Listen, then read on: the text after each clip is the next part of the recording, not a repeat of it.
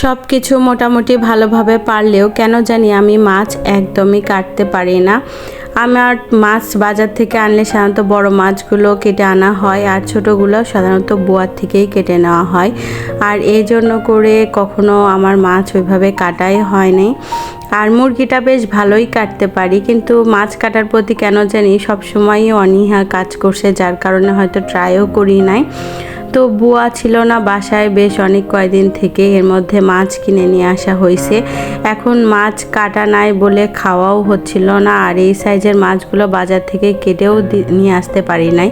এখন কী করার, তাই চিন্তা করলাম আজকে আমি নিজেই ট্রাই করব। তো ইউটিউবে দেখে নিয়ে কাটতে নিছি। এর মধ্যে ফ্রিজে রাখা মাছ এত কই মাছগুলো সেই লালপা হয়ে গেছিলো, যার কারণে ধরতেই পারছিল না ঠিক মতো।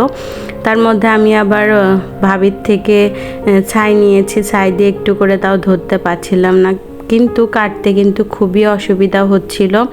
একবার কেচি নিচ্ছিলাম, একবার বটি দিয়ে কাটতেছিলাম, একবার মোড়ার ওপর বসতেছিলাম, একদম নিচে বসে পড়তেছিলাম, কি একটা কাহিল অবস্থা। যাই হোক, পরে কিন্তু আমি সাকসেস হয়েছি মাছ কাটতে। তো কতগুলো মাছ সুন্দরভাবে কেটে নিয়েছি, তারপরে ভালোভাবে ধুয়ে নিয়েছি। আজকে মাছ দিয়ে মজার একটা তরকারি রান্না করব, তো সেটাই আপনাদের সাথে শেয়ার করতে যাচ্ছি। মাছ ধোয়া হয়ে গেলে প্রথমেই আমি এর মধ্যে কিছু হলুদের গুঁড়া, লবণ, মরিচের গুঁড়া, একটু আদা রসুন বাটা দিয়ে মেখে রেখে দিব। এগুলো আমি তেলে ভাজবো, যার কারণে একটু মেরিনেট করে রাখলাম। এরপরে আমি আজকে কচুর বই এবং কদর দিয়ে একটা ঝোল রান্না করব। তো কচুর বইগুলো কেটে নিচ্ছিলাম। কচুর বই দিয়ে ঝোল রান্না করলে খুবই স্বাদ লাগে, আর কদর দিয়ে রান্না করলে তো একদম সফট একটা মিষ্টি মিষ্টি ফ্লেভার আসে। তো দুটার কম্বিনেশন কিন্তু খুবই ভালো।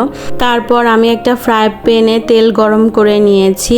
এর মধ্যে আমি মেরিনেট করে রাখা কই মাছগুলো দিয়ে দিয়েছি, আর কই মাছগুলো একটু ভেজে নিব ভালোভাবে। মাছ ভাজা হয়ে গেলে এর মধ্যে আমি একটা কড়াই নিয়ে তার মধ্যে পেঁয়াজ আর মরিচ একটু ভেজে নিচ্ছিলাম। তারপরে আমি মাছ ভাজা যে তেলগুলো ছিল এগুলোও দিয়ে দিলাম। তারপরে আমি পেঁয়াজ মরিচগুলো হালকা একটু ভালোভাবে ভেজে নিব। তার মধ্যে এরপরে একটু জিরা দিয়ে দিব। একটু জিরা দেওয়ার পরে দেন আমি আদা রসুন বাটাটা দিয়ে দিয়েছি, আর আদা রসুন বাটা দেওয়ার পর একটু হালকা ভেজে নিব। তারপরে একটু পানি দিয়ে এর মধ্যে হলুদের গুঁড়া, মরিচের গুঁড়া, লবণ দিয়ে নাড়াচাড়া করে নিব। আর মশলাটা একটু মোটামুটি ভালোভাবে কষানো হয়ে গেলে তার মধ্যে আমি কচুর বই আর কদরগুলো দিয়ে দিয়েছি। এরপর কচুর বই এবং কদর দিয়ে একটু ভালোভাবে কষায় নিব, আর তারপরে সিদ্ধ হওয়ার জন্য একটু পানি দিয়ে নিয়েছি। তারপরে ভালোভাবে যখন সবজিগুলো সিদ্ধ হয়ে যাবে দেন আমি এর মধ্যে ভেজে রাখা কই মাছগুলো দিয়ে দিব, আর তারপরে একটু বলক তুলে নিব। বলক তোলা হয়ে গেলে দেখব যে রান্নাটা ভালোভাবে হয়ে গেছে। তো এই ছিল আমার আজকের রেসিপি, আপনারাও ট্রাই করে দেখবেন, এটা খুবই খুবই খুবই মজা।